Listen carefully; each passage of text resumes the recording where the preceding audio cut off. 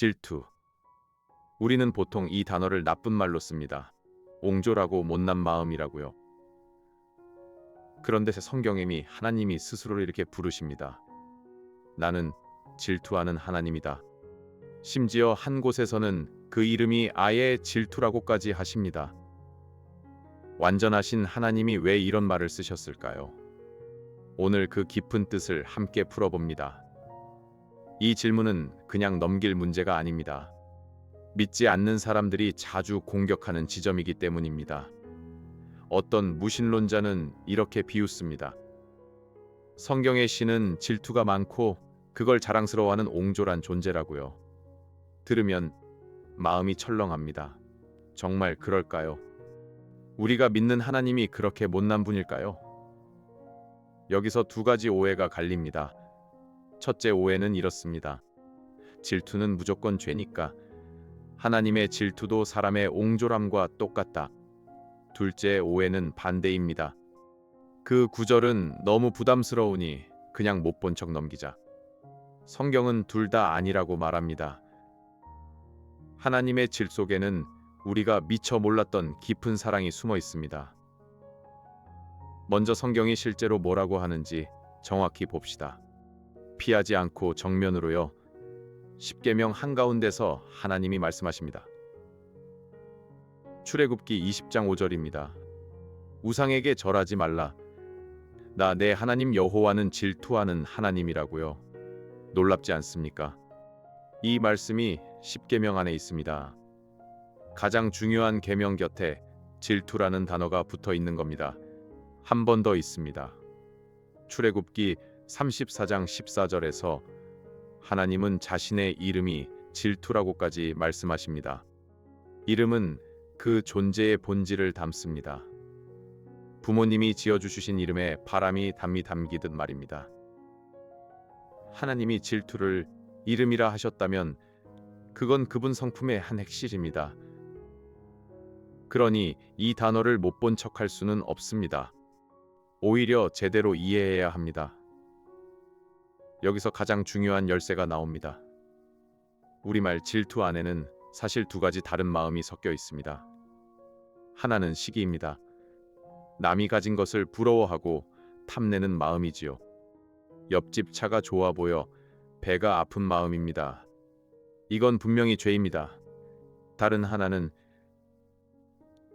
내가 마땅히 지켜야 할 것을 지키려는 마음입니다. 예를 하나 들어보겠습니다. 결혼한 아내에게 낯선 남자가 자꾸 다가옵니다. 남편이 그저 가만히 있으면 좋은 사람일까요? 아닙니다. 그 무관심이 오히려 사랑 없음입니다. 아내를 진짜 사랑하는 남편은 가만히 있지 못합니다. 그 마음이 바로 건강한 질투입니다. 내 사람을 빼앗기지 않으려는 정당한 사랑이지요. 성경이 하나님께 쓴 단어는 바로 이 두 번째입니다. 히브리어로 카나라고 하는데 우리말로 옮기면 지키려는 뜨거운 사랑쯤 됩니다. 하나님의 질투는 남의 것을 탐내는 시기가 아닙니다. 자기 백성을 지키시려는 사랑입니다. 이 질투를 가장 잘 보여주는 그림이 성경에 있습니다. 바로 결혼입니다. 성경은 하나님과 그 백성의 관계를 자주 부부로 그립니다. 하나님은 신랑이시고 그 백성은 신부입니다. 그래서 백성이 우상을 섬기는 일을 성경은 단순한 규칙 위반으로 보지 않습니다. 그것을 영적 간음이라고 부릅니다. 배우자를 두고 바람을 피우는 일과 같다는 겁니다. 호세아라는 예언자가 있습니다. 하나님은 그에게 바람난 아내를 다시 데려오라 하셨습니다. 그 아픈 결혼을 통해 하나님의 마음을 직접 보여주신 겁니다. 가만히 생각해 보십시오. 결혼 반지를 낀 사람이 바람을 피웁니다. 남은 배우자가 정말 아무렇지 않다면 그 결혼에 사랑이 남아 있을까요? 질투는 사랑이 식었다는 증거가 아닙니다. 오히려 사랑이 살아있다는 증거입니다.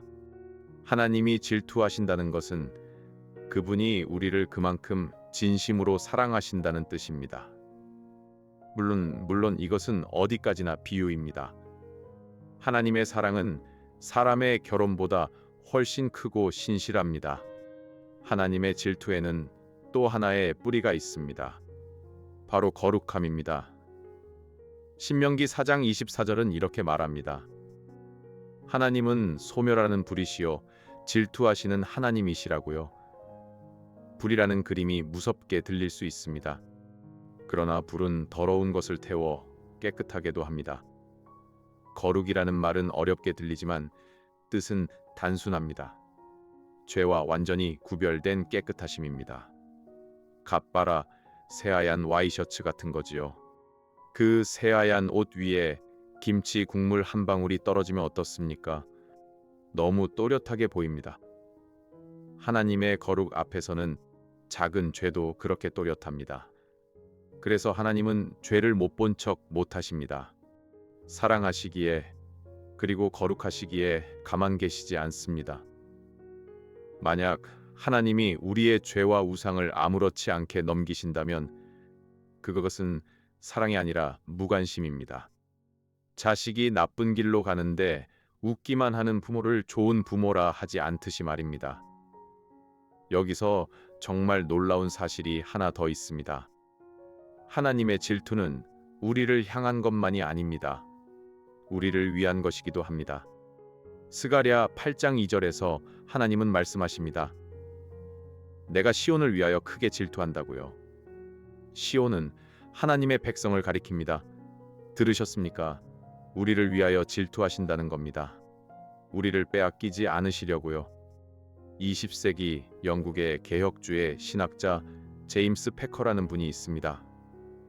하나님을 아는 지식이라는 책으로 널리 알려진 분입니다. 그는 하나님의 질투를 이렇게 풀었습니다. 그것은 사랑의 관계를 지키려는 뜨거운 열심이라고요.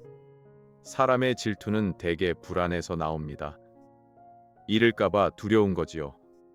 그러나 하나님의 질투는 정반대입니다. 우리가 우상에게로 가서 망가지는 것을 막으시려는 사랑입니다. 엄마가 아이의 손을 꽉 잡는 것과 같습니다. 찻길로 뛰어드는 아이를 붙드는 그 손길이 누군가에겐 거칠어 보일 수 있지만 사실은 살리려는 사랑입니다. 그렇다면 이 진리는 오늘 우리에게 무엇을 줄까요? 먼저 우리 마음을 돌아보게 합니다.